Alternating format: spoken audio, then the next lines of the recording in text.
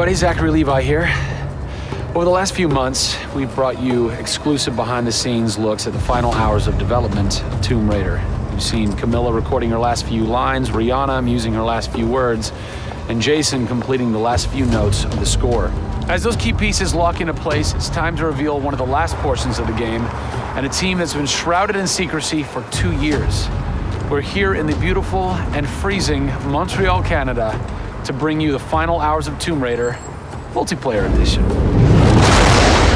These are the final hours of Tomb Raider. Welcome to yet another world-class studio in the Square Enix portfolio, Eidos Montreal, home of the multi-award-winning game Deus Ex.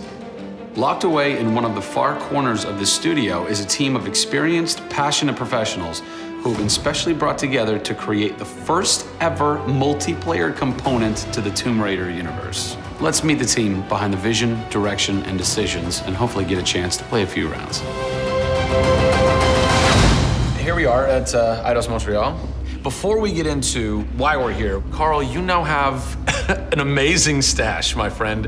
What is the impetus behind this? As a studio, we've been participating in Movember. A good friend of mine, JJ Owens, works for Movember in LA. We set up the gaming challenge and we brought studios from all around the world together. I think so far we've raised somewhere in the region of $140,000, $150,000. Well done. Been a big success, although my wife doesn't necessarily always approve. She hates it? Oh, my wife wakes up in the morning. She says that she hates it. She secretly loves it. What were some of the factors that led to a multiplayer facet to this new Tomb Raider? When we started developing sort of our vision for reimagining Tomb Raider, on paper, it was all about single player. And as we started to build that world out, we had the island, we had the Solarian, the scavengers. We started to realize that we had this canvas. Great warring factions, great landscapes. Yeah, we had all these really awesome places where it was all about traversal and single player. When we started looking at that, we thought, wow, well, what about multiplayer? Part of the genesis of that was Lara Croft and the Guardian of Light that kind of cracked open a door to lead you guys into the multiplayer into here at Eidos Montreal.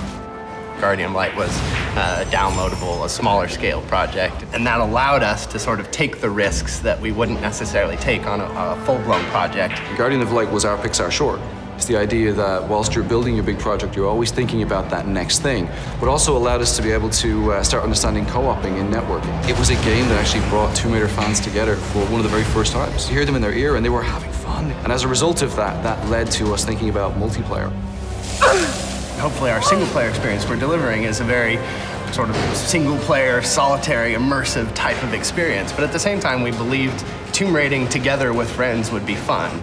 Tomb raiding, I think that's the first time I've ever heard that term. I like that. It's fun.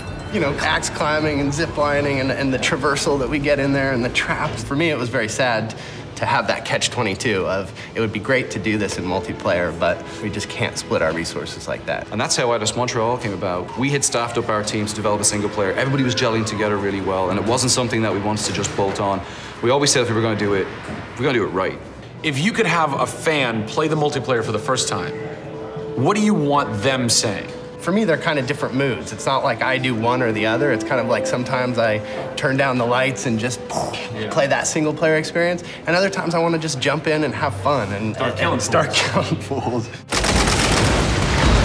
Joe Curry, producer of multiplayer on Tomb Raider. It's the first time Tomb Raider has ever incorporated multiplayer. Yeah. And you're in charge of that. Yeah. What's running through your mind when you get that call? Well, first off, exciting. Right? I mean, we're all huge fans of Tomb Raider on the team. I mean, we grew up with Lara Croft.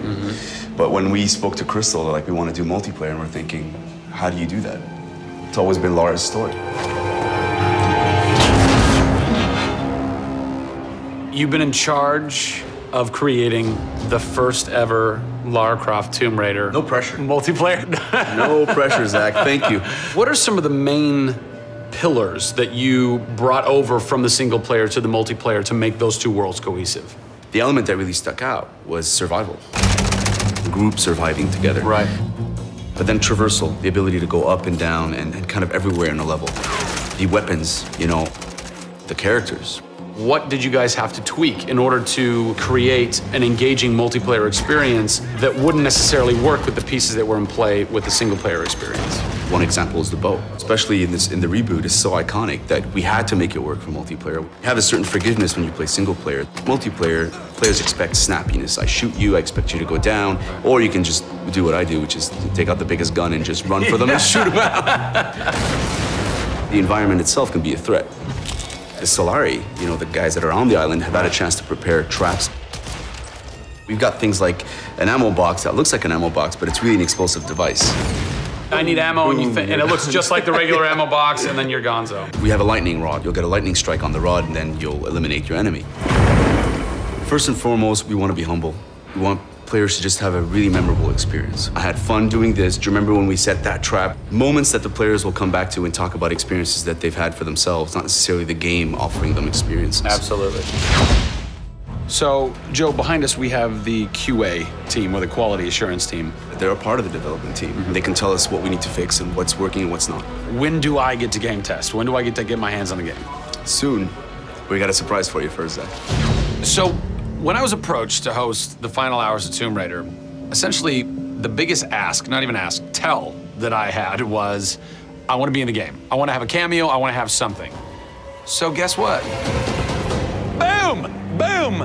Boom! I'm a playable character in the multiplayer Tomb Raider. How sick is that, Joe? You and your team are awesome. I can play with myself, virtually. Are we ready?